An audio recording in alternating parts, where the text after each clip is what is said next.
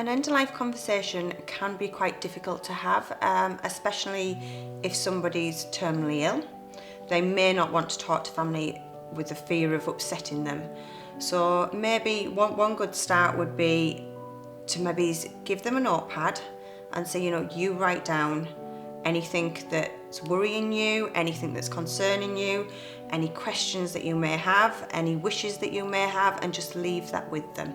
Ask them to then put it somewhere safe.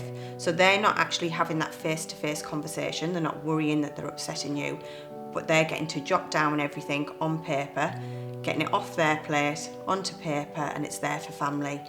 There's also, you've got end-of-life therapists, so they could sit and have a chat with an end-of-life therapist who isn't necessarily family, so they may feel more at ease to sit and talk to them, or with the funeral director. Sometimes it's easier to talk to a stranger than it is to a loved one at this point. So, they're all options that they could look into. And like I say, with someone who maybe isn't terminally ill, then, just bring up that conversation in the car when music's playing. I like this piece of music, I'd like that at my funeral service. What about yours? Have you got anything you like? Or, just start the conversation. It is a very difficult topic to approach. I find with people who are terminal, sometimes they want to talk about it. They want all their wishes, their loved ones to know what their wishes are. So they want to try and talk to the loved ones.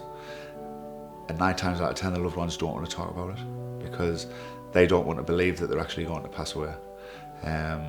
They just think, everybody thinks we're all going to live forever. So I think when it's your loved one and you've grown up with them, if it's your mum or your dad, and they're trying to tell you that they are going to pass away, you're like, no, you're not. And you're basically in denial all the time and you don't want to talk about it because you just get upset. But I try to talk to people and say, well, if you're actually going to talk about it, then at least you know exactly what their wishes are going to be. If you decide to bury your head in the sand and don't talk about it, and they do pass away, you don't know what their wishes are. So when you're arranging the funeral, you don't know if what you're arranging is exactly what they wanted. You might think, well, they liked pink, so we'll have everybody wearing pink.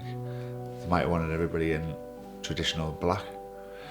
If you don't have that conversation, you're never ever going to know. So the best thing to do is try and talk about it.